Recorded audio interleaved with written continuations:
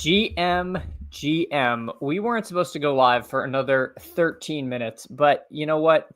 I was here. I was ready, fired up to do this. Excited to be here on this beautiful Monday morning. I hope everybody had a fantastic weekend. I hope it treated you well, and I am already in a 30-second BBM. So if anyone wants to rip a BBM, they are welcome to. I'm going to put out the bat signal over in the Matic Discord, see if anybody wants to join us from there. But we're going to try to get this filled. Didn't look like there was any really crazy news over the weekend in the NFL streets. Kind of just more tea leaf reading. Devin Neal looked slow, which wasn't great. So are we back in on Kendre Miller? That's another decision we're going to have to make as far as the situation in New Orleans, which seems like it has just been changing, since the beginning of spring. That has been one of the bigger changes in our drafting, has been the loss of Derek Carr, the rise of Tyler Show, and the backfield. So a lot of questions over there. It does seem like the wide receivers are all healthy. So let's see. We are waiting for 3 and a 30-second BBM. If anyone wants to join /watch. All right. So let's see. Hopefully we can fill this. And I guess in the meantime, what I can do is I have some slow drafts, and I've had a family trip planned. So next week, I don't know how much streaming I'm going to be able to do, but or contests I'm going to be able to enter, but I might be able to sign on and do some slow drafts. So I wanted to pull some of these up and see what people thought. I haven't done this slow draft content, so maybe this will give me a little bit of a practice run. So right now, if we look up at the draft board on this team, started out robust RB, and this is a little bit of a weird build for me because I don't take a lot of Derrick Henry, but I did get Derrick Henry in this draft. So not used to situations where I have him, and certainly not too many situations where I've taken two running backs right away with him. Let me get the ducks going so I don't go too crazy. All right.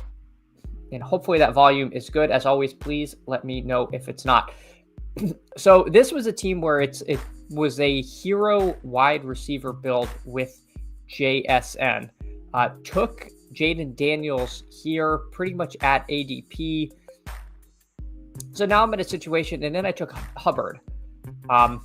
So opened up with 3 running backs through 5 and only 1 wide receiver. So since then, I have been hammering receiver. Now, this being a slow draft, I took Steph Diggs before the boating incident. So before he became a sailor, I took him in this draft. Would I take him now at 81? Probably not. He has been slipping quite a bit. So he's that's a pick I probably would like back. I think everybody else in this range I'm a little more excited about.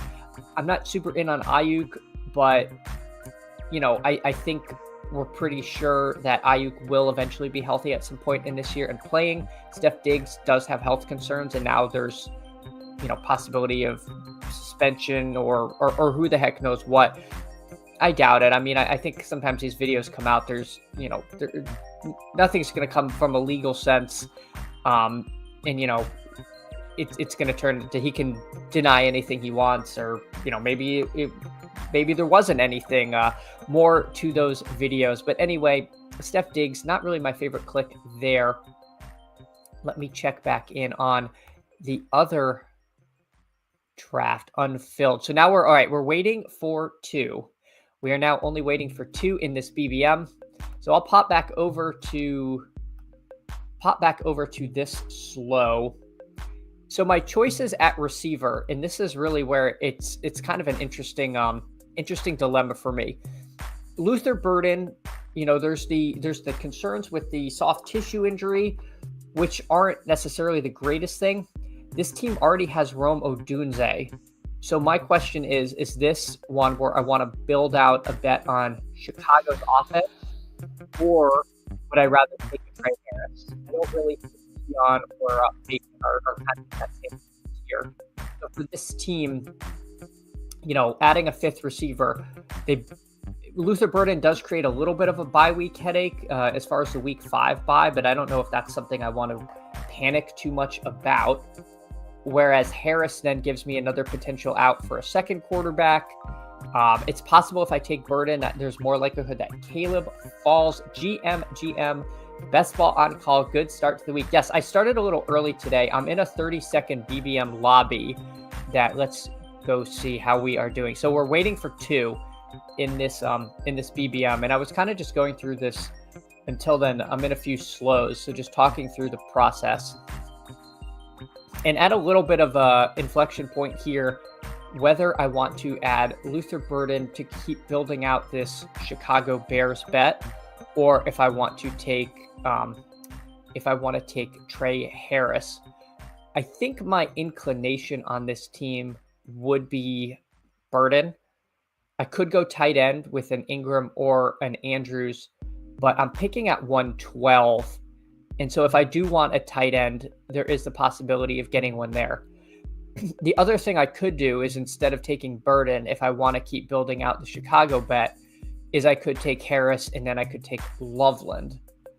So I've got a couple options there. I certainly would love to hear anyone's thoughts. Maybe I'll end up putting up a poll on this. I guess it just depends. I don't want to miss the start of our BBM. So I don't have to make a decision quite yet, but right now, if this does auto draft, it is set to pick Burden.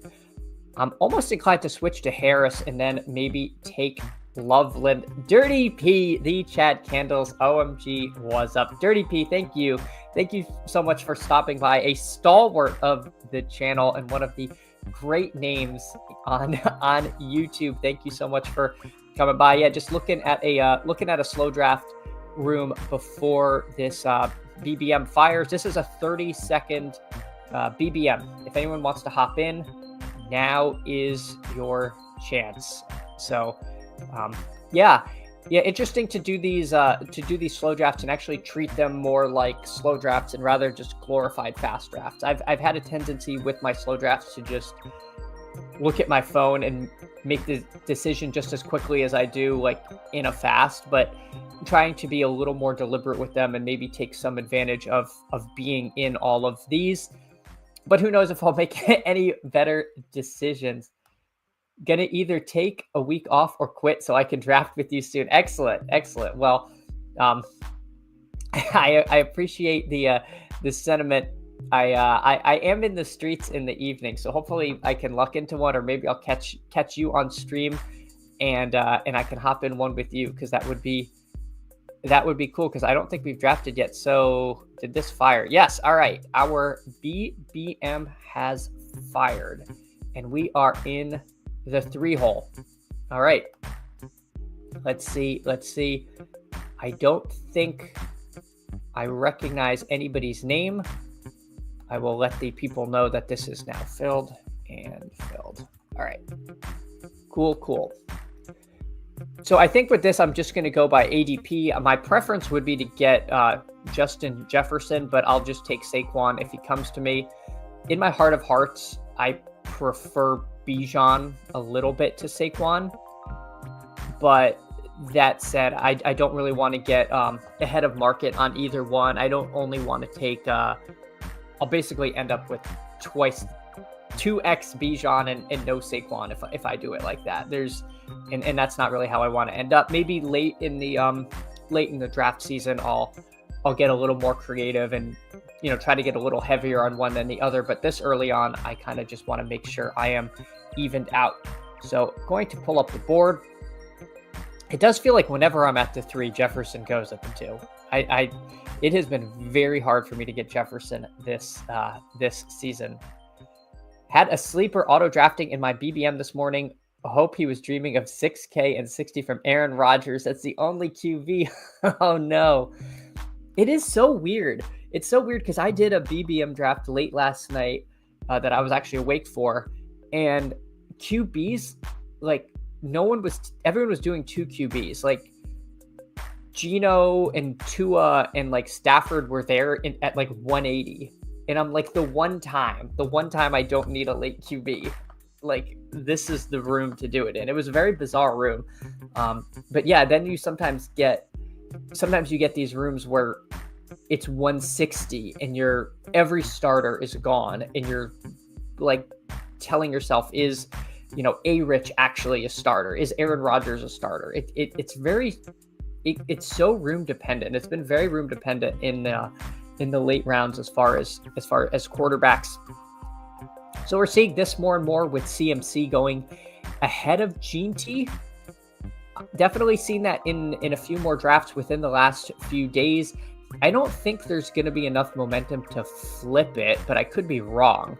But CMC certainly is motoring his way into the first round. I think Gene T is kind of the sell wall that's going to stop him, but who knows? Again, I think a lot of us, in our heart, if CMC is healthy, we would take him ahead of Gene T. But we'll see. We'll see where that ends up. It certainly is an interesting decision at the back end of the first half.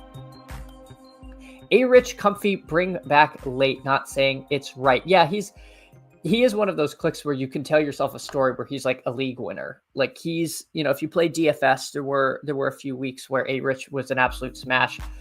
And if he actually gets the starting job, then he's going to look like one of the best values on the board there. But again, there's the risk that he's bad and he loses to. The way I've been treating it is, if he's not good enough to beat Daniel Jones, he wasn't going to win you BBM anyway. So to me, the bench risk and the like bad player risk are one and the same, and I don't want to double count it. And that's so I take A-Rich, but not like I don't want to end up like massively over the market because I just don't have a great feeling about it. Now, James Young, GM, thank you so much for coming by. Crossface, thank you for coming by. GM, yo. Crander 47, GM, thank you again. Thanks everybody for coming by. This morning, we're going to be streaming till around 10, and that is when, as everybody knows, Pete Overzet's Best Ball Breakfast comes on, and I will be watching that too. I recommend you do the same. So that is kind of our hard stop. That's how it goes when you need a guy who's never there, but every time when you don't, it's wild. Every time I'm like scrambling at quarterback, it is so grim. And Dirty P conducting the CMC train. Get on board. I've been doing the same thing. I think I'm around 16%, but I'll have to check that. And that might just be in the puppy. I was making a concerted effort to take him heavily in the first round in a lot of my puppies. Hartman, GM. If you do not follow Hartman or sub, I recommend you do so. Hartman, thank you so much for stopping by this morning. So we get in the wild one of these rare situations that you only read about in the most extreme dark corners of best ball. The Gene T. Bowers start, just saying that the Raiders are who you need, and no other team is as important as the Las Vegas footballing Raiders. So somebody making a big bet on them. For us, Saquon. Now we're going to have the choice here if we want to go robust RB or if we want to take one of these receivers. I think my preference is going to be to take Higgins, but I will see what the room gives me. If Higgins goes, I might just take Jonathan Taylor, but we will stay tuned. So Jonathan Taylor goes. I think I'm going to take T. Higgins here and then see what we get around coming around. Cincy, as we all know, plays Arizona week 17, so that creates a nice natural stack. So I could potentially get a McBride or a MHJ. That's pretty common. I could also take Chase Brown and do a very large bet on the Bengals. If I take Chase Brown, it also increases the likelihood of a successful Burrow push. So maybe we'll do that. And I'm going to mute because I'm about to... There's another one coming. I'm taking Chase Brown.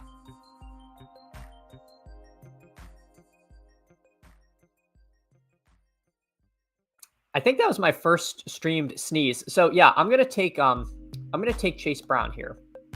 So we're gonna open Higgins and Brown, and then we're gonna try to push Burrow around. We'll see if that works. All of the potential bringbacks for Cincy went. I like all of these receivers, but we're gonna try to make a bet on the Bengals minus Jamar Chase. This is fine. GM, thank you so much for coming by. No, that's not breakfast. Don't eat yet. Eat breakfast with Pete. Pete has breakfast. This is you can have coffee. Well, you can have coffee, but don't pour it. Okay, you can have coffee, don't pour it. That's copyrighted. No coffee will be shown on this show. I have my water here. I'm gonna get coffee when Pete says it's okay to do so. When you say the Raiders as the team you need out loud, it makes the combo feel worse. Yeah, sometimes just saying these things we do out loud really can help shine a light on it.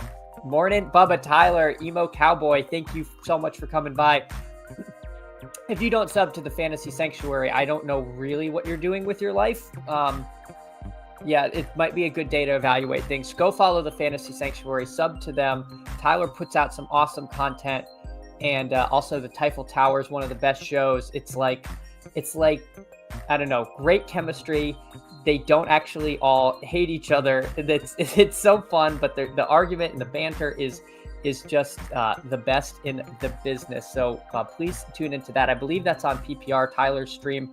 Another great content source here in the best ball streets. Skeletor, GM. Thank you so much for coming by. First stream sneeze. For people, more and more people are asking for a foot cam. I'm not even at 100 subs, so we're gonna have to get way more to get the dedicated foot cam. I like Hill with T as well. Hill with T. Like Tyreek Hill? I feel like I think I am missing something.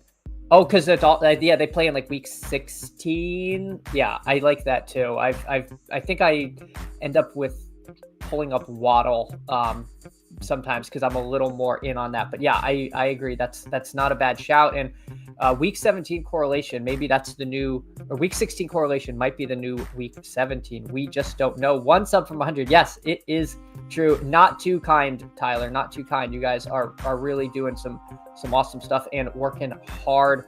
Just need second cam. Easy game. Yeah. I don't know. I don't know if that's the audience we're trying to build, but you know what? At a certain point, if I'm stuck at 99 much longer, I don't know. I make no promises to what this stream could turn into.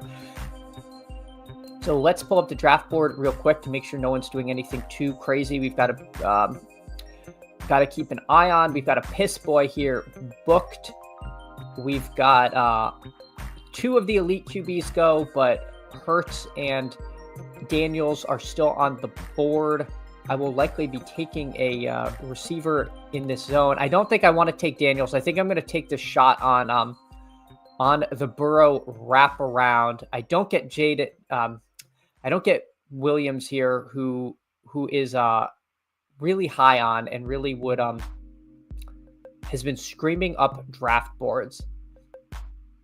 This could be the first share of Travis Hunter I've taken in BBM. And so I am just going to capitulate here and take some Travis Hunter. I like the other receivers, but no, I'm not. All right, we'll take Travis Hunter. I thought about taking Devonta Smith and then maybe pivoting to see if we could get Hurts around the turn and do a Devonta Hurts team. But I think I'm going to be committed to this Burrow bit. I would have liked to see Hurts. I'm imagining one of these guys is going to take Hurts. I would have liked to see Hurts over on this side of the board to help make one team less likely to take Burrow. But we'll see if that actually happens. I suspect one of these two is going to take him, but you never know. So interesting. He goes Cook, Devontae, does not take Hurts there.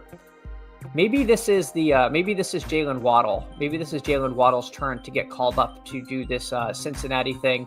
And maybe if I get frozen out on Burrow, then we could do Tua with a big Bengals bring back. So we'll do that. So we'll start the team with Saquon and Chase, and then have Higgins, Hunter, and Waddle at receiver. So anytime you can start your receiver room with 0 wide receiver ones and get the 2 on every team, you really gotta think long and hard about doing that. So interesting little team we have coming together. Pretty balanced so far. I do like that that Hurts didn't go. Again, that means we have potentially one less team to dodge who's going to get cute and take Burrow from us. But again, people do weird stuff, and the person most likely to take Burrow is going to be like the Josh Allen drafter or something. Like people do. All right, so Burrow goes to Chug Monkey unstacked. He doesn't even wait for the turn. Just snaps him off at 58. So it was too much to hope for, but that's okay. We are not going to let that. We're not going to let that stress us out too much. At least I get the Jaguars CB1. Yes. We're really hopeful that interception returns count, because that could end up being big for Travis Hunter. I've had a real trouble clicking Travis Hunter. I think he's a guy I'm going to try to get like around 4% of. I think there's we're triple counting his bull case, from where we were taking him in the big board. The little board he closed at 66. So now we're 2 full rounds ahead of that. And, is that really the difference between being the wide receiver 1 in Cleveland versus the wide receiver 2 in Jacksonville? Is 2 full rounds like that? I don't know. I just think that we're like, every time something good happens, we're counting it again, and we've kind of like clicked the meter a little too far on Travis Hunter. That said, one of the most exciting players drafted in the last 5-10 years. So I don't think a full fade is right, and I don't know. I want to sprinkle him in, but I'm a little bit hesitant to take too much of him. So coming to us, I think my preference would be Juwan Jennings, but if he goes, then I could take one of these running backs, or I could take a cheeky Sam Laporta share to take a tight end there.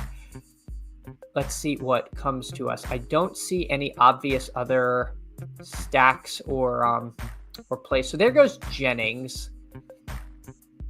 I think I'm going to take Laporta here, and then one of these running backs, probably ideally Caleb. I do think there's a chance that we see a little bit of a Sam Laporta renaissance this year in Detroit. And he started the season very, very slowly last year and came on strong late. I like him there at 70. I do consider him, more towards Kittle and the elite tight ends than I think a lot of people do. I know I'm in the minority of that, but I do love the that Lions offense and that Lions playoff schedule this year, and so I'm in on that. I will take Caleb. I'm going to take Caleb here, really shore up this running back room. If we're going to be a RB in the flex, bro, then I like this. Pittsburgh, again, not the best playoff schedule, but they're a team that's going to want to run the ball a ton, and Caleb just seems like the most quintessential Steelers back. So adding a couple of blue collar, hard-nosed players here in Caleb and Sam Laporta. I don't think the big board price is relevant. Yeah, I mean, I know it's a completely different contest, but again, I think most players are drafted who didn't get some massive change in the draft, like around where they were. And I don't know that I agree that Hunter going to the Jags is like 20 spots of ADP better than him going to Cleveland. Like I think the quarterback situation is clearly better, but I think the target competition situation is significantly worse So I don't know. I could be wrong. I could be wrong. I think we're a little ahead of ourselves, especially when you compare him to the guys that kind of go around him. Big to ask Joe Burrow past those badge lists. Lots of them in the lobby. Curious. Yeah. I know I try not to make a thing of the badge list because it's kind of like a crutch, and in badge lists people can like know what they're doing, but sometimes it's like, yes, Joe Burrow at 58, unstacked, of course. So let's pull up the board. Did this? No, okay. But yeah, Smeagol here takes an unstacked Patrick Mahomes. Had Chug Monkey not taken Joe Burrow, he could have stacked Worthy and Mahomes. Probably better, but no, he had to take Joe Burrow. Instead, somebody else can get Mahomes unstacked. So we've got a really good we've got a lot of very live teams here to make some noise. So there's a good possibility at least one finals team is coming out of this room. Thinking ahead to myself, my quarterback options are going to be I guess we got T-Law, we got Tua, potentially even Goff. So we've got some options. If I want Goff, I'd probably have to take him at 99. I don't think I want to do that unless he falls to 118, then he is someone I could potentially consider there. So let's see what is coming to us. Again, probably in the market for a receiver or two in this range. I think my preference might be Higgins to Burden in this case. Pretty excited about Higgins there in Houston, although we've been hearing some good stuff about Christian Kirk. So, don't know how that receiving room is truly going to shake out. But I think I need that more than I need anything else. Obviously, Arizona is playing Cincinnati, but I don't think I want to backstack Kyler. I don't think this is the team to try that. So I'm going to add Jaden Higgins to this roster, add a rookie into the room, and then see what, again, comes around to us. I could take potentially another receiver. Trey Harris is a little bit of a tier break here. At running back, I could take my 6,000th share of Scatabo if he's there. I also really like Jordan Mason. Pretty high on Jordan Mason this season. One of those goal line backs who also has contingent upside and represents a little bit of a bring back to a Week 17 game with the Lions. So let's see what comes to us. I think my preference would probably be Harris, then Mason, not Fields, although Fields goes on any team. So if that was the misclick, it wouldn't have been the end of the world. Jaylen Warren to lock up Pittsburgh. I haven't done that. I don't know if I think it's the worst option on the planet, but not going to do it here. I'm going to take Jordan Mason and feel pretty good about my running back situation. Now I think if I had to stop at 5, I would be okay with this. Potentially even hyper fragile 4. If we get some incredible values at running back, we could end here. I'm not super comfortable ending with 4 most of the time. I do like to take one of those late round contingent upsidey guys, like a DJ Giddens type, somebody that in the right spot could be a league winner or a big volume back. So probably take one more late, but not for a while. And then our wide receiver room of Higgins, Hunter, Waddle, and Jaden Higgins, and Sam Laporta at tight end. So feel good about the team so far. A little bit of it is going to come down to, are we able to stack our quarterbacks?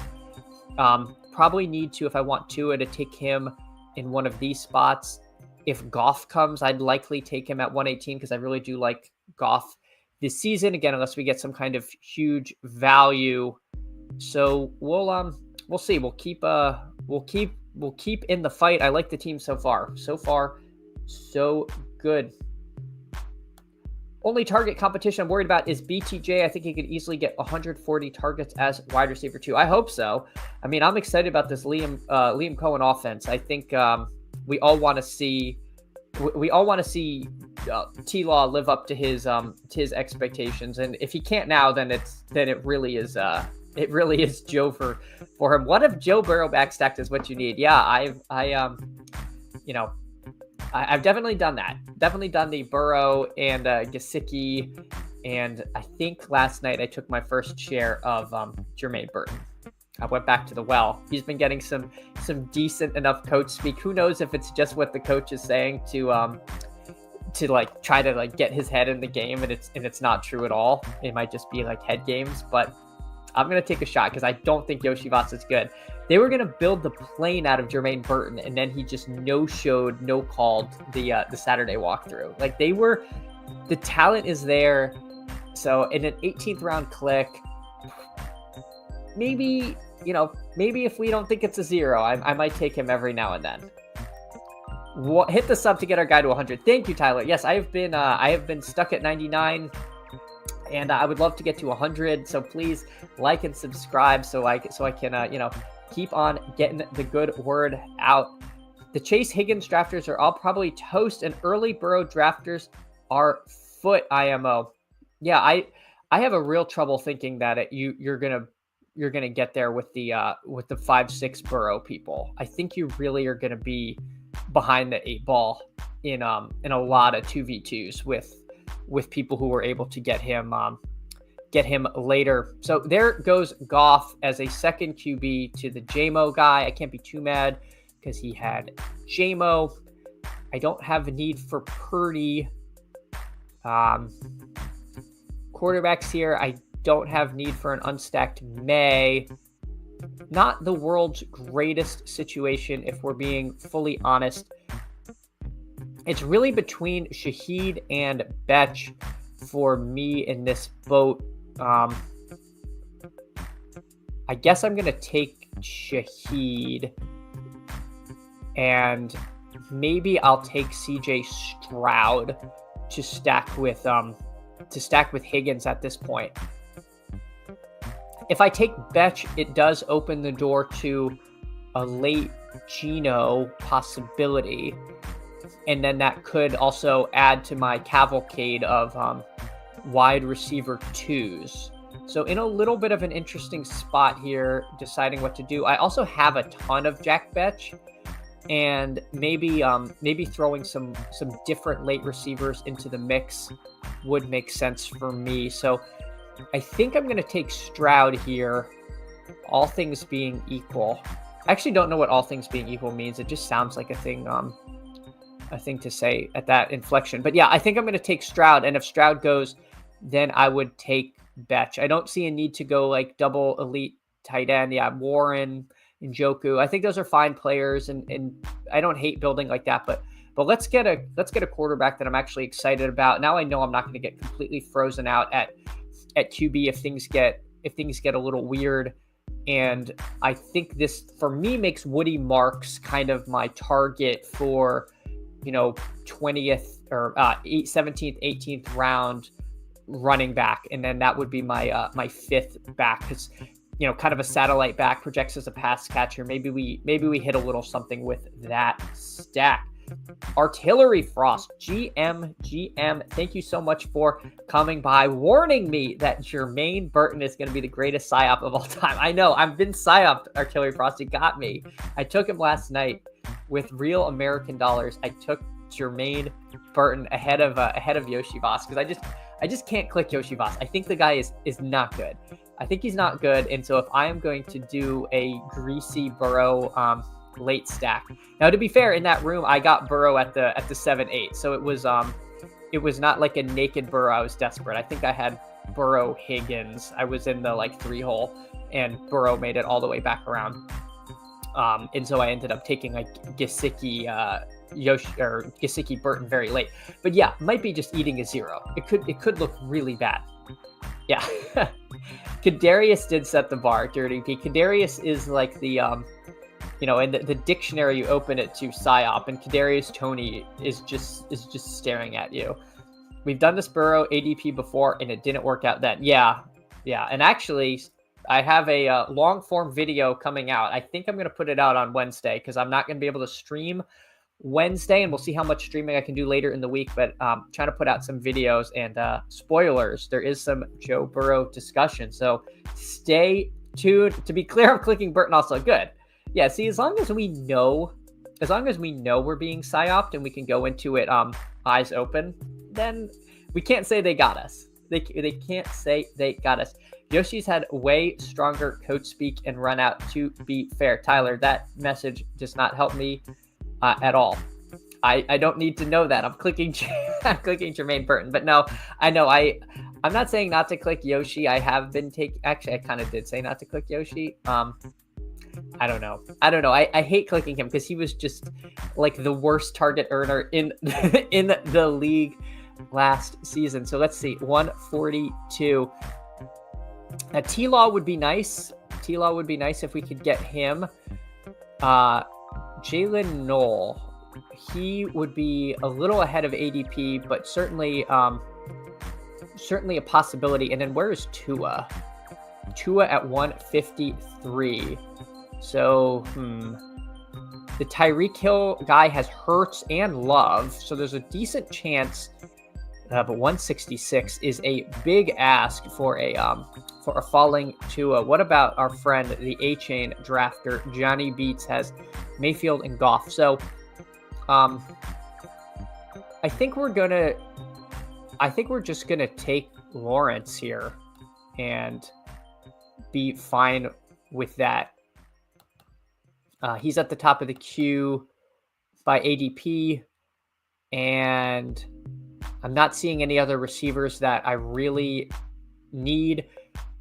And now, now feel pretty good about that. Diami Brown is a potential, late wide receiver I could add to this team. I could potentially take Tank Bigsby and forget that whole Woody Marks thing as well. And I also might just take Jalen Knoll here and take both rookie receivers, because this range of receiver, I don't know if I'm super in on. I like I don't know. This is an interesting choice for me here. Do I take Bigsby or do I take Knoll? And I think on the off chance that Buck is watching, I'm going to take Tank Bigsby here and say that maybe he really is that volume back on Jacksonville. I don't think that Tootin is. I don't think that Etienne is a guy I'm going to have any of. I'm going to make my Jags bet with Bigsby and with Tootin. And in this case, I'm going to take Bigsby and now be done at running back. I do like Jalen Knoll, but I think we're taking a potential wide receiver 4 very high. I will push back on the reason that Burrow ADP didn't work out last time because of injury. Not that I think this ADP is a good price. Yeah, I think it's just really, for me, as far as the price of just any pure pocket passer in the 5th round is so expensive. Like, pocket passers just randomly spike, and his spike so happened that it occurred in week 17 when we all needed it and watched it. Like, the following week, week 18, he didn't break 300 yards. I think he had like 200 something yards. Like, it's just going to be a lot more variable, and you don't have that rushing floor. So I don't know. I just have a problem with anyone, even if we're that excited about the offense. I think of him as a young D-Rob. I assume you're talking about Yoshi. Yeah, a guy that no one wants to draft, but is actually like annoyingly draftable. I'm not certain there will be a big statistical gap between a healthy Burrow and a healthy Dak this season. I think that's not an unreasonable statement. I know we're, a lot more excited about the Bengals than we are the Cowboys, but I think the Cowboys might throw a metric ton if Javonte Williams is their running back 1. So healthy Dak, why is he 5 rounds later? Like, what are we doing? Buck is the fantasy candidate. I know. I worry that Buck is sort of just watching at all times, and I'm being graded. Burrow could legitimately run a 6K in 60 season with those weapons and that defense. My God. Well, if he does, than where are we drafting him next year. No price will be too high. No price will be too high for them. Yeah, I mean, that's the other thing though. If their defense is weird, like defense can be very hard to project. So if their defense is actually better, then it could be quite different.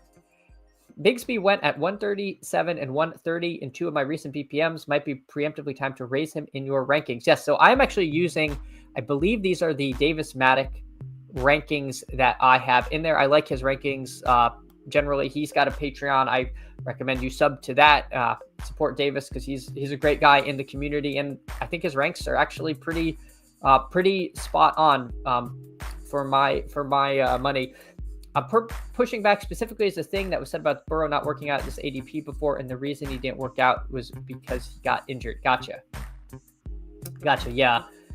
And yeah, there's nothing you can do about like QB injuries are just so like, you know, what are you gonna do? Like these things happen. So Jalen Noel has come all the way around, but so has Tua. Interesting. Well, actually, Tua or Noel hasn't come around. They could both get snapped off. And then Bretton Strange is an interesting choice. So this is a tough decision here because I like all of these clicks. So I think I'm gonna take Bretton Strange here as my tight end 2. And really build out that bet on the Jags. And then I will probably take Tua over Noel.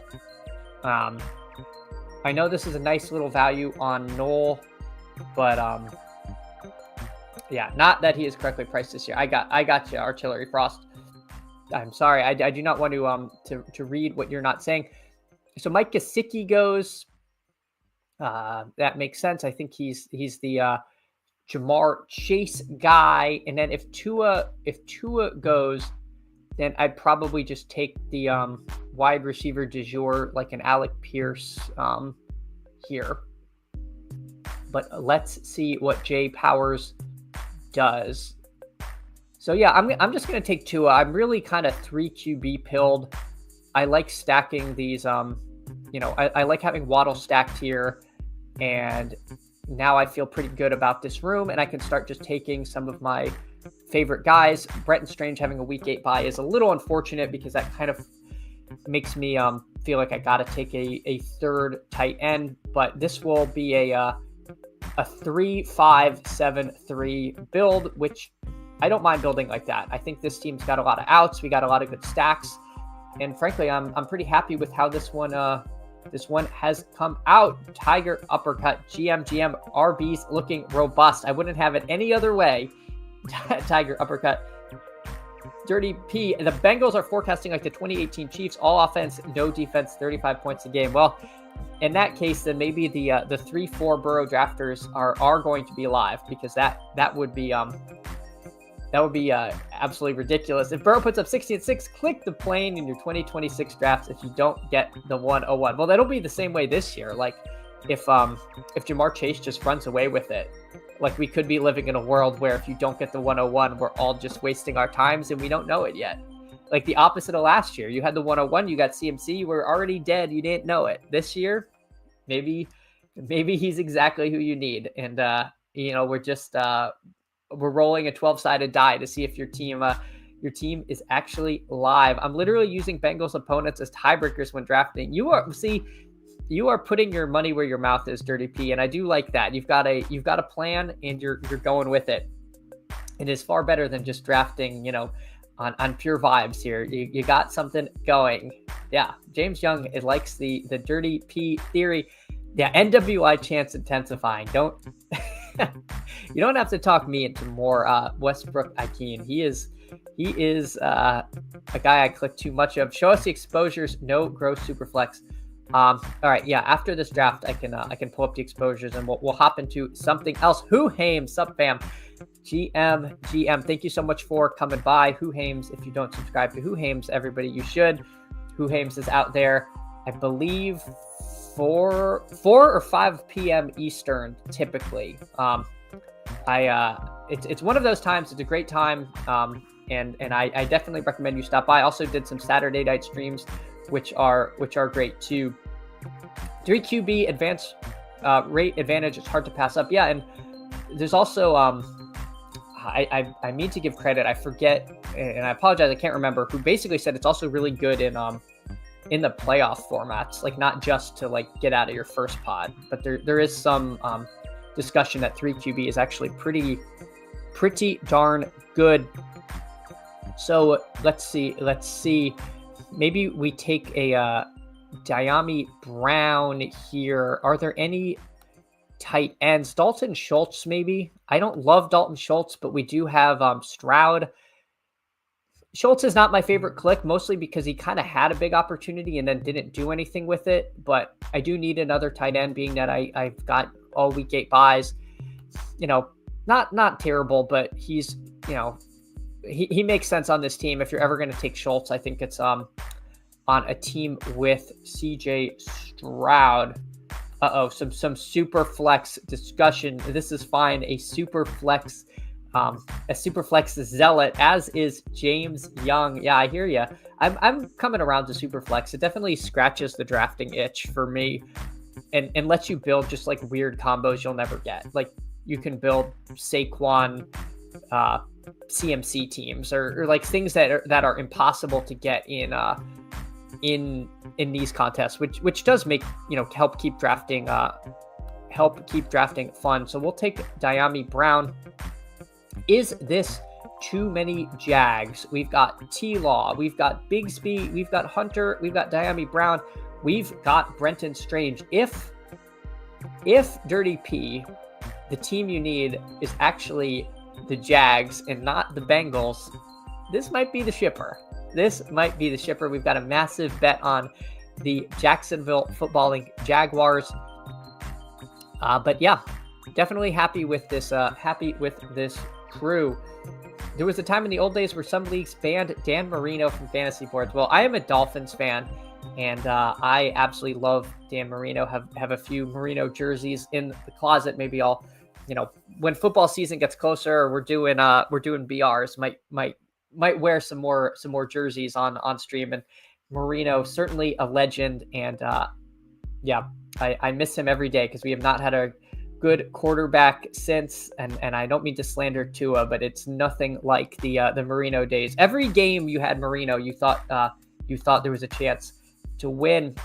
If you had to pick one first round guy as the guy you need, and who it would be, mine would be CeeDee Lamb. That's a great question, Hartman. My flaming hot take is that it's like Bijan Robinson.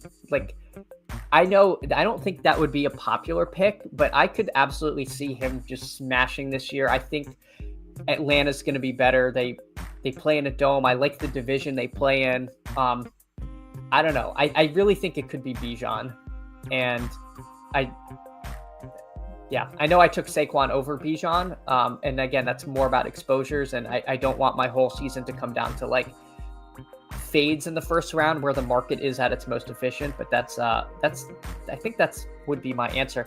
Crane has been talking about how 3 QB in theory is good because it's one of the easiest ways to advance unique pieces to playoff weeks, which, yeah, Artillery Frost, that makes a ton of sense, right? Like if you, and hold on, I am up, and let's see if we can take my guy, Ty Felton.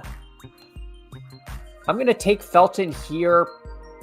I'm really big on Felton as part of Minnesota this season. I've got Mason and I've got Laporta, so I can create like a little mini game thing in there. I also Westbrook Ikeen goes, so I didn't even get the chance to take him. He would have been my backup. Let me just come up with somebody. If I don't get Felton, maybe Isaac Tesla would be the pick, but we do get Felton. So let me just go over the team real quick.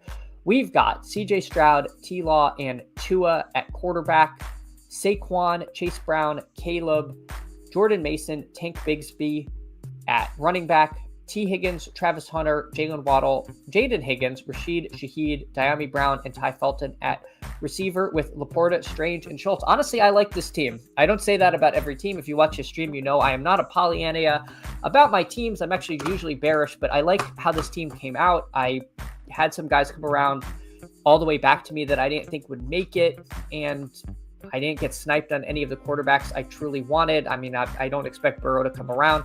So happy with the team so far. But yeah, back to the QB discussion. You know, I'm a big Chess Liam fan, and I know he's talked about how like 2 QB is an abundant strategy. But to me, when he won BBM, it was because Josh Allen went nuclear like the whole season. His team had Allen and it had Justin Fields, and Justin Fields contributed, I think, like 4.2 points for his team the whole season. And so to me, that kind of maybe colors his view of what you need to win this contest, which is just that like sun running quarterback. I know there's like a little bit of a debate there.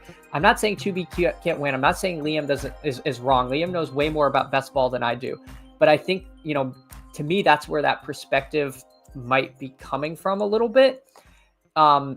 Whereas other people have won with 3 QBs, and just there's no guarantee there is going to be a QB that for 3 weeks straight in the playoffs goes off. Like if you have Hurts in just like a random pocket passer and Hurts has a down week, that could be, you know, enough to sink you. Whereas if you had that third QB that just keeps you afloat and all the 2 QB Hurts teams are dead, like you get through. That's not like an outrageous scenario. And I think that's, to me, I see that path a lot more clearly than I see, you know, 2 QBs. It feels very thin. And it also is saying like the player you get instead of that third QB is also a contributor where if you're taking, say, like, you know, Tua at 153, are we really expecting, you know, people in that range, like this Tank Bigsby, Brenton Strange range, like that's what's going to push us over the top more? Like, I don't know. So I've definitely come around to like 3 QB as being my preferred build unless I really go elite. And if I go elite, I don't want my second quarterback to like be like really awful, because I don't know. I see that. This is interesting. No, don't feel bad about your 2 QB teams. Don't feel bad. Liam literally won BBM with 2 QBs. Like there is proof of concept. Well, yeah, Liam's awesome. Big fan of Liam and one of the best ball players of all time. I think Gibbs is the highest guy you need. Let me hop into something and then I'll keep going through. I'm sorry I got behind on the chat. All right. I said I was going to save my pugs. I'm going to see if I can do a 20-second pug. And I'm going to hop in now. And let's see how close this is. Waiting for 6. All right.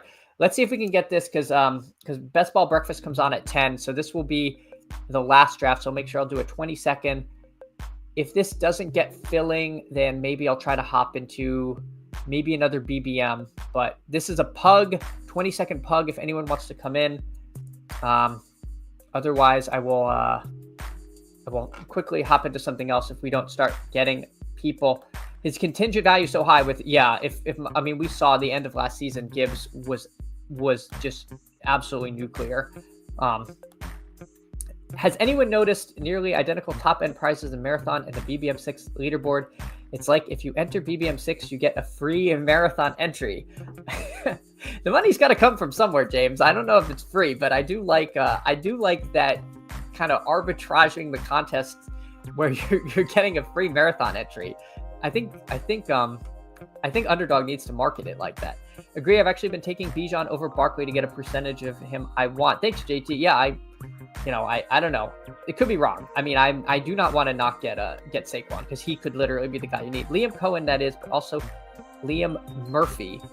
Greg versus Liam Murphy will get you feeling bullish on your 2 QB builds. Okay. Sorry, Dirty P. I got a lot going on. I am a little confused. Liam. Oh, it was Liam Murphy who did the math. Okay, I got it. Sorry, it's an early morning. Yep. Big part of Corain's win was advancing a low-owned Tom Brady. Yeah, exactly. And I'm sure that colors, Corain's perspective on that too. So it's like, I think the lens we view of these is our experience, and so it makes a lot of sense why Kerrane would be. And but it's funny because I also feel like Kerrane's lately more 3 QB pilled than last year. So I think it makes sense. And again, I don't want to force it. I don't think I would have added like a Matt Stafford if I got sniped on Tua there just to have a third QB, unless I could figure out something that made sense. Drafted a big dog with Liam. It did not go well. Yeah, I know. I like drafting with Liam because I like to see what he's doing, but I'm never, it's like drafting with Herzig. It's like, okay, I know I'm drafting with somebody who is just getting it in good and knows what they're doing. And so the biggest value I might get in this room is trying to learn from them and their structures and the guys that they're taking later in the draft. My position would be 3 QB, depends on the capital. I think 3 in the top 20 is too rich. Yeah, Dirty P, intuitively, that's what I would probably say that as well. Pug, Max, Tartman. Oh no, I know. I just didn't want to fire another BBM. I hope we can get this off in the next couple minutes because I want to make sure that we're done by 10. Hopefully we can get this. All the degens of Max the Pug. Yeah, Artillery Frost. I don't know what else. I can try to hop into. Let me see if I can get an eliminator, a 20-second eliminator, and I'll hop out of that if this is I just don't know if an eliminator is going to fill at 9:13 in the morning. 8 people. Yeah, that's going to take longer, I think. And there's no chance that like a sprint is going to fill. I also don't think I know what I'm doing in a sprint. So let's see. No, waiting for 7. All right. So hopefully this pug can get going. Waiting for 4. All right. Let me see. We just send out a quick message. Waiting for 4 20-second pug. All right. Well, we will see. I guess in the meantime, waiting for 3. We're getting closer. We are getting closer. Bijan here is a great shout with a great Falcons playoff schedule. Yeah, the Falcons have a fantastic playoff schedule. I'm in on the on all parts Falcons. Sacrificing my final pug to this very negative EV lobby. Dirty P. Well, yeah, I appreciate you doing that. Do not feel like you have to sacrifice your pug EV. I actually was saving my pugs, but I frankly not really sure what else to hop in. I know there was some joking about needing more low dollar contests in the lobby, but I do like when there's a puppy and you can just like rip a $5 draft. That's a 150 max, and if it goes south, you're not sacrificing like single entry 3 max kind of stuff. Godspeed, Dirty P. Yes, James Young, wishing you luck, and we're gonna we're gonna see how this goes. Waiting for 1. So Dirty P, I don't know if you're going to draft a whole bunch of quarterbacks. I don't know if that's like some kind of tight end run. We're gonna see what you're up to, and I think 45 minutes for a exposures. That's what I was gonna do. All right, let me pull them up. Actor completed, post or season exposure, and I'll do it by tournament so you can see my BBM exposures. I've done 26 BBMs, and I have a lot of base shell Tootin'. My God. Okay. Interesting stuff here. I guess let's do it by position. Quarterback, like I said, very high on Penix, Ward, Fields. This really shouldn't come as a surprise to anyone. Doesn't come as a surprise to me. Really big on the Penix. I think Ward is underpriced, and frankly, I feel like Justin Fields is underpriced. And I also love Garrett Wilson, so I'm sure I'm going to find that I'm over the field on Wilson. So let's see. Running back, again, Tootin' and Scatabo. I am nothing if not a slappy, so that makes sense. A lot of Jonathan Taylor. Gibbs here at almost 20%. Now, some of this is a little bit of a function of draft position. Not as much Roshan as I would have thought. So it gives you a little idea. Maybe too much Woody Marks late. But just real quick, if I look at Justin Jefferson, I only got him in 1 BBM out of 26, and I am taking him every time at ADP. let's see, Saquon, 7% Saquon, Jamar Chase, 7% Jamar Chase, 15% Lamb. So I guess that's only 4 drafts, so it's pretty low. But anyway, I'm getting a lot of drafts at the back end of the draft, which is kind of skewing some of this. And then receivers, we've got, hold on, I think my other draft might have filled. So we've got McMillan, Ridley, Jennings, and way too much Isaac Tesla. So definitely want to back off of Tesla there. The pug is live, and we are on the clock. My God. And we're going to just take Jahmyr Gibbs. So we're going to hop right into it, right into the fire and take Gibbs. All right, so let's see. CLN 2013 is in this draft. I don't know if you are in the stream, but CLN is here, and Dirty P at the 11. So I hope you like drafting at the end. Dirty P cards in the air. Yeah, no, I'll show my exposures. I probably should have just brought up the one with the puppy, because I did max the puppy, and that might give a little bit of a better sense of where things are at. So people, I think, tend to draft a little differently in these smaller contests, in the 3 max, the single entry kind of stuff, because they want to get their guys, which I think is certainly understandable. So occasionally you can get really nice falling ADP values if you're willing to just like kind of take what the room gives to you. Dirty P gets CMC, like the spot, and CLN opens with Saquon again. We see Justin Jefferson going at 2, and I'm surprised it hasn't flipped yet, because if you ask me without ADPs who's going at 2 more, I would say Jefferson, but obviously ADP is math, so that's wrong. But it just feels like we're getting so much Jefferson there. Tootin is my highest owned player, and T-Mac is my highest owned wide receiver. Me and Chad are the same kind of slappies. Yeah, Hartman. Well, that's why we've all found ourselves here together at 9:19 a.m. is because we are drawn to the same slappy plays, and we're trying to get it in good. And I backed off a little on Tootin, to be perfectly honest with you, but evidently not enough. So Bowers has been falling in rooms lately. This is a really slappy start if I start with Gibbs, Bowers. But you know what? We're going to do it. Again, we're going to be behind at receiver again, but we're going to try to catch up and see what we can get. But Bowers at 19, I mean, he's sliding a little bit. He was like, I think his ADP was at 16 earlier. And I don't know if maybe it's just as more drafters come in, they're less comfortable taking an early tight end. I don't know if it's the Sam Sherman propaganda saying that elite tight ends do not separate as much as elite quarterbacks. So, what are we doing? But I'm gonna take Bowers here. Again, we got a couple week 8 buys, but I'm not a bye week bro. CLN 2013 takes Higgins at the 3. Slap it up, and that's what we're doing today. This is just going to be a slappy draft. I didn't have a theme for this draft, but it could just be slappy. I was 1 pick from a Gibbs Jefferson start in Superflex, but someone broke my heart. This is fine. You can get those.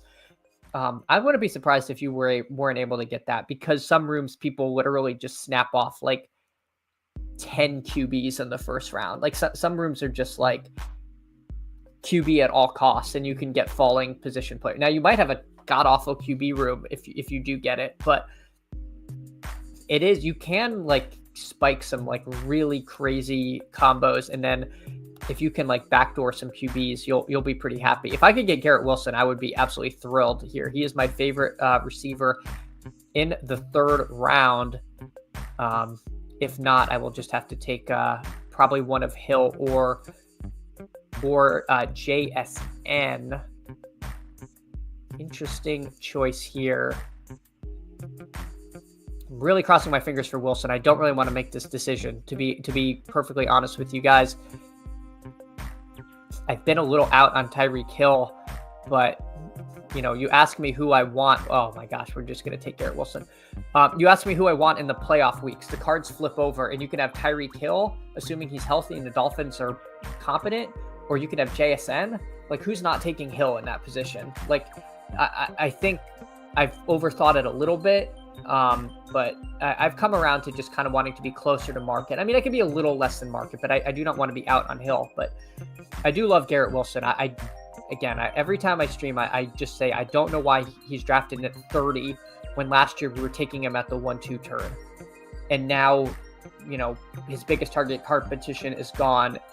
And Justin Fields, his college quarterback who was capable of supporting DJ Moore to a really strong season. Like, he, to me, is a guy that I will take every time he is there. And I don't care if I get like wildly overweight. That is a great start. Thank you, Hartman. I appreciate it. I'm happy with how that ran out. Hill and Evans are going to go nuclear in week 17 and roast all of us slappies. Yeah. Well, Mike Evans, the thing I loved about Mike Evans was that like the team moved heaven and earth to get him 1,000 yards. Like, it's just a thing. If he's anywhere close, they're going to do it. They're going to feed him the ball to keep that streak alive. So unless he's injured or I don't even say bad. If he's bad, they're still going to try to get him to 1,000 yards. Like, and he can get there by sheer volume. So I do not have a problem clicking Mike Evans, just because what the team has like showed us, they will make it happen. I'm going to just queue up JMO and try to make this the slappiest start in the history of time. If he goes, my preference would be Ted McMillan. If McMillan's gone, then we're going to have to make a choice. Okay, so we're going to get one of these guys. Yeah, week eight is going to be bad. Week 8 is going to be bad, but it would be bad if I took Travis Hunter as well. And I'm just going to get my guys. This is turned into the most Chad Candles draft that I've ever put together here. So we got Gibbs, Garrett Wilson, JMO, and Brock Bowers. Let's see what some of our friends have put together. Dirty P, CMC, Drake London, Kyron, and Worthy. 3 out of those 4 are guys I have a ton of. The odd man out for me is Kyron. I just don't take a ton of Kyron. Not that I think he's a bad pick. I just I prefer some of the other guys kind of in that range, and I'm a little worried like that he started to kind of fall off last season. They definitely seem more excited about Hunter than they did about Corum. So maybe they'll finally make that more of a split. I don't know, but the Rams offense is one I want pieces of. So I do not mind the click, and I'm not like fully out on Kyron, but I really love London. I like McCaffrey, and I take a ton of Worthy. So just in comparison to 3, I click happily. He stood out. So let's see what comes to us here. Hurts would be a very interesting faller if he fell. I love George Kittle. I take tons of him. Let's see what comes to us here. Let's see what comes to us. I think Hurts' ability to separate at quarterback does make him the pick in my view. I know he's unstacked, but I do think he would be who I want if we can get him. Let's see what T. Clark does. T. Clark takes Pickens, who I was considering. I'm gonna take Jalen Hurts here. I'm gonna take Jalen Hurts. We're gonna get an elite QB. This gives us some flexibility to go 2 QB or 3 QB on the team. And don't mind that. I have a little Kyron, and he correlates. They're playing the Falcons week 17, right? I think. So yeah, that makes sense. Sorry, I should have my playoff schedule memorized, but I am having a little bit of brain fog here. All right, let's see. CLN 2013. So he's got Saquon and Cook at running back, T. Higgins and MHJ at receiver, with George Kittle at tight end. So I like his team. Trying to see if there's any teams doing anything truly weird. Jay Riddell goes 2 running backs, a quarterback, and then takes his first 2 receivers, trying to build a trying to build a Bears stack with DJ Moore and Rome Odunze. So it looks like he's got some kind of plan there. Otherwise, don't feel like I see anyone with a too strange of a build. The McLaurin guy does get Jaden Daniels, which is nice for him. And then over here on the left side of the board, we have Jamar Chase, Chase Brown, and T. Higgins all on 3 different teams. So that is the primary competition for Unstacked Joe Burrow going to Dirty P. Yes. Yes, Dirty P. Do not let those horrible people on the left side of the board get there. Not in this room. We will defend the integrity of the pug. Dirty P with the Unstacked Burrow. CLN, I see you in this room. Oh, no, you were the one who was going to get him. Oh, no. I am sorry. I didn't realize it was a lot funnier when it wasn't somebody that I liked. I apologize to you. I'm going to take Kamara for the ADP value and the fact that I need a running back here. Not the most comfy click on the board, but one I will make. Again, I think there's a big temptation to just get your guys in single entry and you can build some pretty nice teams. And I've been lucky that I've been able to get my guys and not had to reach here again. CLN, that yeah, hand to God, I timed out on the Burrow click. Dirty P is a man of integrity, so I am inclined to believe him. CLN, I am sorry. Again, as I have said before, if you're ever gonna get the wraparound Burrow, it's gonna happen in a stream room, and of course, you get the one time Dirty P times out. I apologize, Dirty P. I apologize to you. It sucks to time out. Especially when it comes to like quarterbacks. Like if you just get like a random running back you don't really like, it's not that bad, but that like QB is such a big part of your structure. So I'm sure you'll be able to recover. I don't hate taking Burrow unstacked, but I'm sure, again, you would, if you did take him unstacked, you'd wait around the turn. I don't know if you would have taken Hubbard anyway. Honestly, I probably would take Hubbard ahead of Jennings and Travion, so it probably didn't matter too much. But Rams Falcons is the horny Penix gets dome game. Okay, that's right. Some of those like mnemonics like do not help me. Like they just make me very confused. And so that one though I am able to decipher. So let's see what is coming to us. Shakir goes. This is a range of receiver I am really not very big on. So I'm gonna pass on receiver, and I'm gonna get my third running back in. Again, another Caleb share. Just by ADP. I don't love Swift, but I do take him. Aaron Jones is fine. Maybe Aaron Jones would have been better thinking about it because I do have this week 17 Lions bet, but. Yeah, I don't know. I think if Caleb is much more likely to be live at the end of the season than Aaron Jones, just all things being equal. Again, I'm using that phrase. I don't know what it means, but it sounds pretty good to me.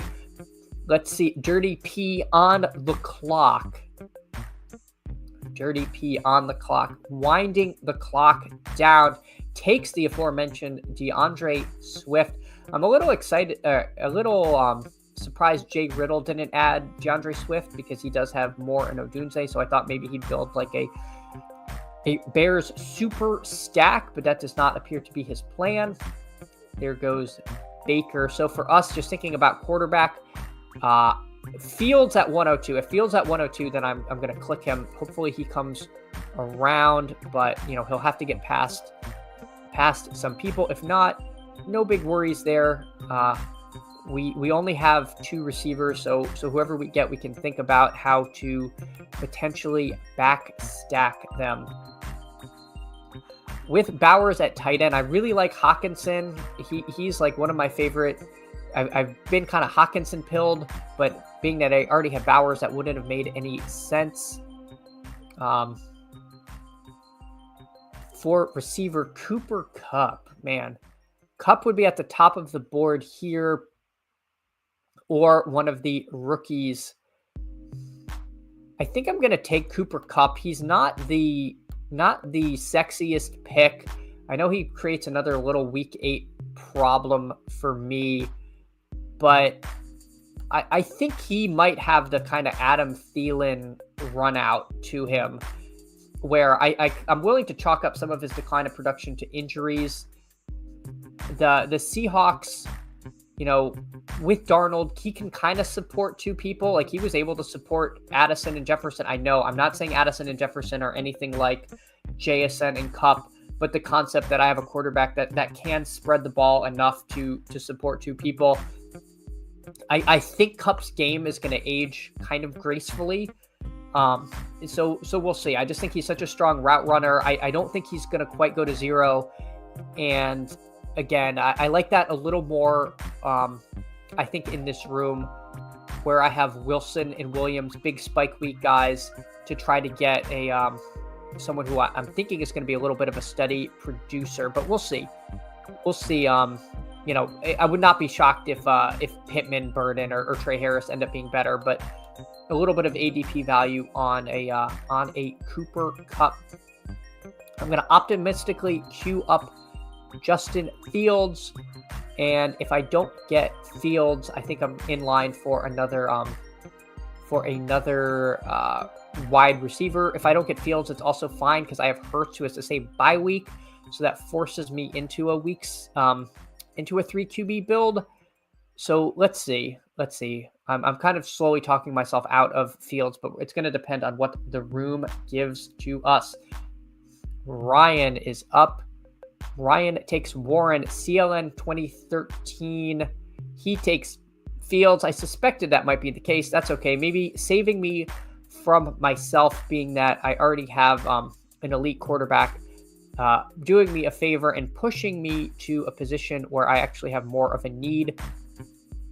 Travis Kelce goes, and let's see. If T. Clark takes Trey Harris, then I probably will just take Scatabo.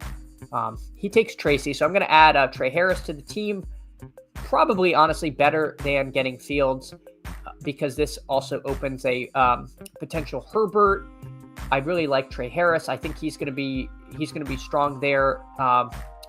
Strong there with the Chargers. They've got a decent enough playoff schedule. And again, that's a lot of draft capital on quarterback to then have to take a third because of the bye week. So not too bad. We're also pacing perfectly to get out of here before Best Ball Breakfast. So everyone will be able to head to Pete's stream after this. So again, thank you so much for joining. Last I checked, I was at 99 subs. 99 subs. I would love to get to 100. You, dear listener, could be the 100th sub, or you could be like the 101st or 2nd. I haven't checked. I don't know if I'm already there, but if not, it's a great opportunity. And if you can be the 102nd sub, that's arguably even better. I know Huhames did a big celebration at like 107 subs because he thought 100 was too on the nose. So that could be you. You could be the 107th sub. But anyway, Dirty P, back to Dirty P, has since added to his team Darnell Mooney, Rashad Bateman, and is now on the clock. Takes Evan Ingram. I really like Evan Ingram. That's, to me, in that tight end range, he makes a ton of sense. Zig Mundo takes Trevor Lawrence at 109. Definitely terrified. A pick made out of pure fear that T-Law would not be there on the wraparound. Let's see what is coming to us. Boy, I feel like I had a pick in my head that I wanted to make, and I cannot think of who it was. That is a bad feeling because I had somebody in mind. Well, regardless of it, it might have been Herbert, but we're gonna end up with Kyle Williams, which is fine. Again, might have to build a later QB stack. I don't know if Lad, where's the Lad drafter? The Lad drafter is behind me. The Lad drafter is behind me and passed on Herbert. So there's a chance I get Herbert at 126. Where's the Omari and Hampton drafter? Hampton is over here and they don't have a quarterback. So my biggest risk is Shoei snapping off a Hampton. I don't think the other guys need them. I don't think CLN. Yes, I was going to say CLN has like Purdy as a possibility and Love, so that wouldn't make a lot of sense. So let's see. It would really be up to Shoei. Shoei could take a Shoei could be looking at Love instead, or be holding out for Tua. So maybe we will get our guy Herbert there. But either way, there's a slim chance Drake May comes around. I could take Drake May. Otherwise, we have the back door. Well, not back door, kind of the front door with Bowers. Gino certainly being a possibility there. Maybe an argument Betch would have been a better pick than Kyle Williams, and then just planning to take Gino late. But let's see what we get. We might be faced with the immortal question of Herbert or Drake May. Now that is one that opinions will vary widely on who you take in that position. Interesting. My inclination is Harris, because I've used more draft capital on I'm more expecting Harris to hit my lineup than Kyle Williams, but Drake May has the rushing upside. Fortunately, T. Clark decides for me, and we will never know. We will never know who I would have taken. I think I would have taken Drake May, but it was a tough decision there, and one I was not necessarily expecting to have the chance to make. But happy to take Drake May there. T. Clark, of course, adds Justin Herbert to a room that he has absolutely no Chargers. That's the way she goes. CLN adding Christian Kirk as a receiver to his team. Lutz, GM, thank you so much for coming by this morning. Appreciate you. Appreciate the support. So far liking how this pug is coming together. But now the question is, yes, Hartman says you hit 100. I was here. Amazing. I'm so happy to hit 100. You've all have been amazing. I have such great support. It's so fun logging on here in the morning and streaming with you guys. It's been fun, and hopefully keep this going. I guess I don't want to be the person that's not happy with where they're at, but I really would like eventually to get more than 100. So, I don't want to eternally be setting sub goals, but yeah, I'm pumped to be here at 100, and we'll just we'll take it one sub at a time and see what we can get together. Crossface, thank you again, as always. Thank you for coming by and for your support. So Dirty P gets Pedix. Glad to see that. Glad to see your Falcons Rams stack coming together, and you got Mooney. Yeah. So, your team, and you've got Joe Burrow. So let's say the Falcons have an off game and Joe Burrow goes nuclear. Maybe your team sneaks on through. So Betch goes. That would have been an amazing fall on him. I am back up, and I think if I don't take Dallas Goedert, I think then I should get my license revoked here. He just makes too much sense. Now I find that I've at least stacked I've stacked Hurts here. I can end this team at 2 tight ends, which I think gives me a lot of flexibility. That makes me more likely to now add a third quarterback to this room. So pretty happy with that with how that landed. So we got Hurts and May at QB, Gibbs, Kamara, and Caleb at running back, Garrett Wilson, J-Mo, Cooper Kupp, Trey Harris, Kyle Williams at receiver, and Bowers and Goddard at tight end. So definitely happy with the team. Probably add some running backs in, and maybe in the ideal world, a late Geno Smith. Unclear if we want to risk pushing him, because if we don't get Geno, then our third QB option really dwindles to 0, unless we somehow end up with a league get Bryce Young kind of thing. But being that I want to take a running back next, unless I get some big value, I think my preference would not be for that to happen. So let's see what the room gives to us. CLN with his last pick took Tajay Spears. Makes sense. I like that pick.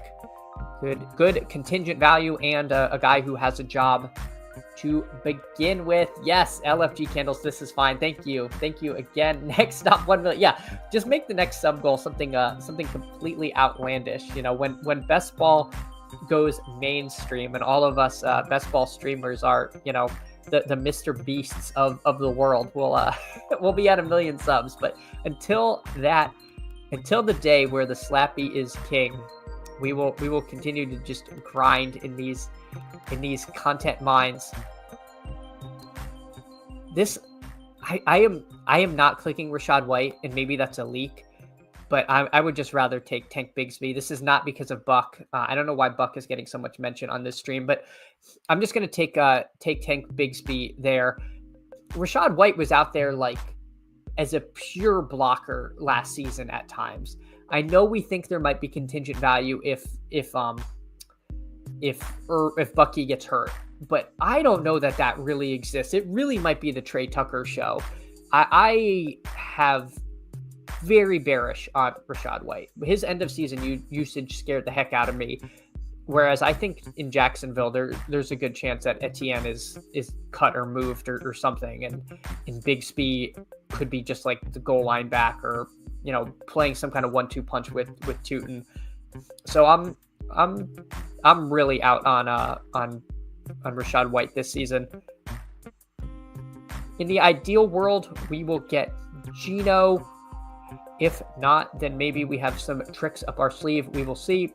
All of these guys have at least 2 QBs, so hopefully if they want to add one, it's someone who is actually stacked. Let's see where Jacoby's all the way on the left side of the board. So it would really be a question if the GT guy wants to stack him, and he doesn't. So there's a pretty good chance we get Geno Smith. All right. Hartman says, not sure if you agree, but in a smaller contest, I'm less likely to push because you don't need an absolutely perfect team like a BBM-sized tourney. That's an interesting point. I don't know if I've thought of it in those. Terms. I think there's a definite inclination to get your guys, and so I think that's kind of like a similar concept, like build the team you want in the smaller field stuff, because you don't get the chances. Like if you push and miss, then you don't get them. I do worry that can steer people into building like teams that are just not going to project well. And maybe what's actually going to win these contests are those like super teams that were able to like push players and get that ADP value. And it might be a little bit of a trap, like to turn it into a pure player take kind of contest, because the ADPs are just as efficient as in the big ones. So, you know, I think a lot of the time the path to winning these contests is just to build a strong team. Like if you look at the BBM winner last year, it just looks like a normal team. Like there's nothing like, oh, they got some like huge falling, like, I guess I'm kind of talking out of both sides of my mouth. I don't know. Hartman, that's an interesting question. And I'd have to think about that a little more.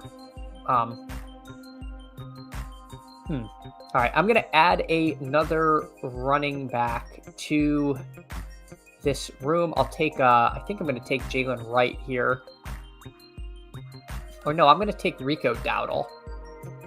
I think Rico Dowdle has both contingent upside and a role that's going to be pretty well defined. Okay, I'm not going to take Rico Dowdle because he just went. I'm going to take Jalen Wright. Yeah. No, and that's a good point, Hartman. I that's something worth thinking about, I guess. Yeah. I think maybe if you're like, if what you're talking about is making sure you get your like stacks, then don't push it. But if it's just like a guy you're really into, like ahead of market, then I'd probably almost rather do that in the big contest where you're going to like, you're sacrificing ADP value and you're getting like weird combinations, but at the cost of projection, where you're going to have like heaps and heaps of people doing like just taking people off of ADP. So the positions are going to line up more. I don't know. That's a good That's a bit of a good thought exercise there. I try both for variance. Yeah, for sure. For sure. I just worry that there's too much of a temptation in the small contest to like,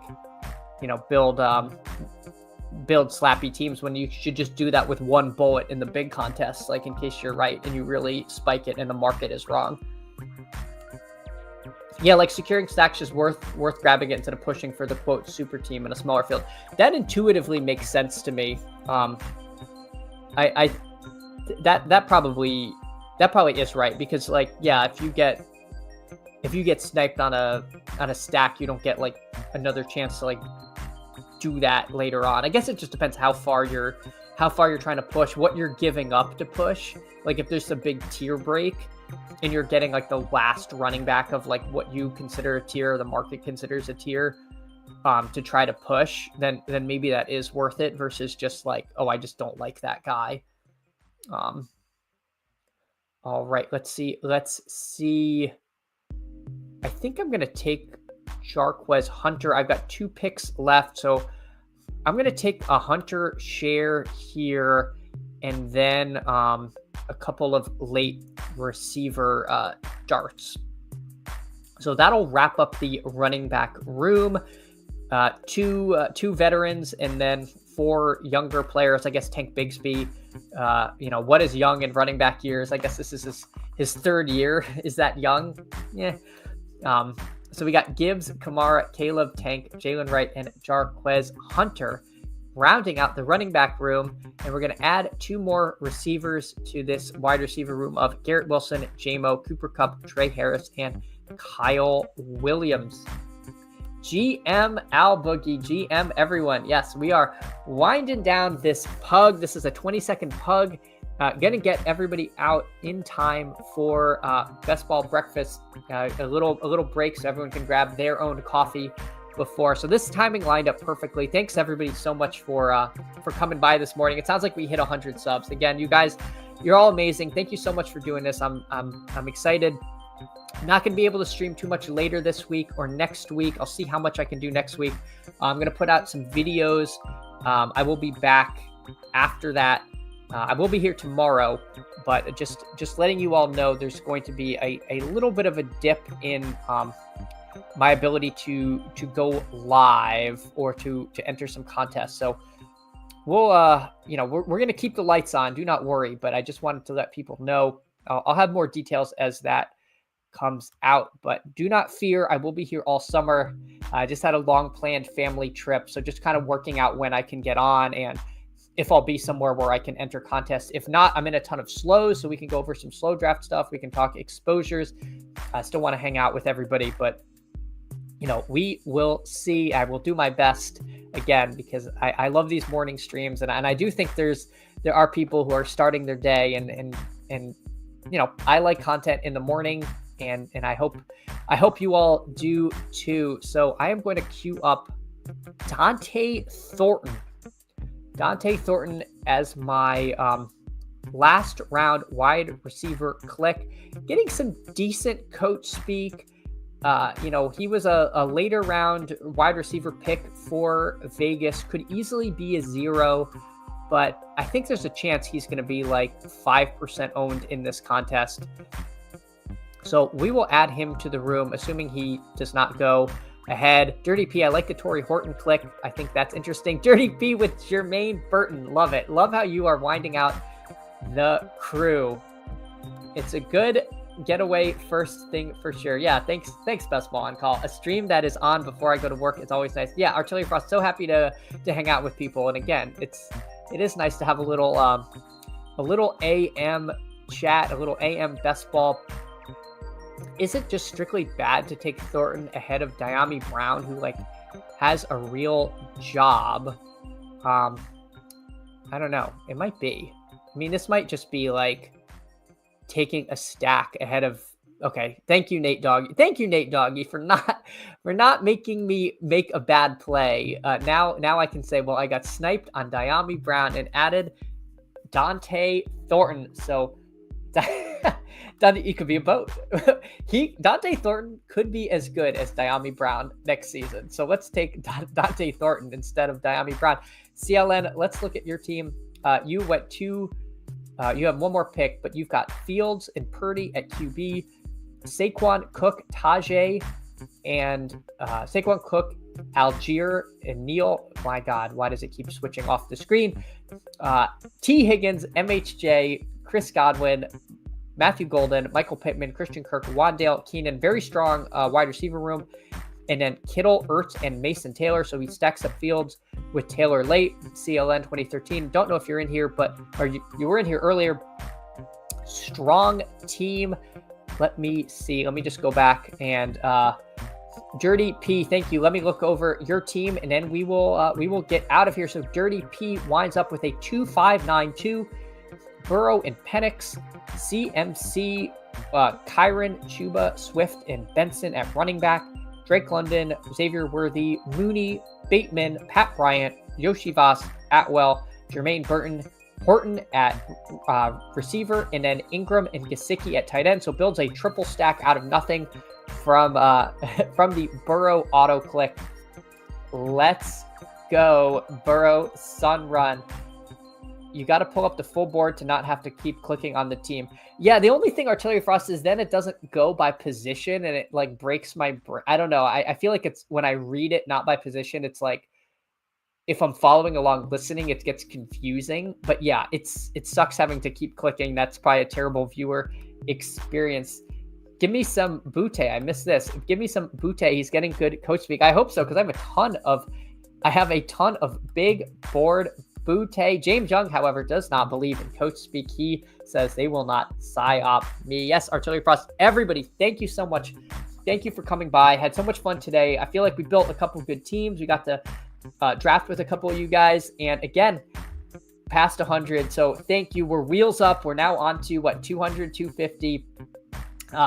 Thanks so much for stopping by. Some coach speak you can believe, like Dan Campbell. Yes, Al Boogie is right. Dan Campbell is a man of integrity. We can believe what he says. So that's why I'm drafting a ton of JMO. All right, everybody. I will see you tomorrow, and I'll see you over in a Pete's stream later. Take care, everyone.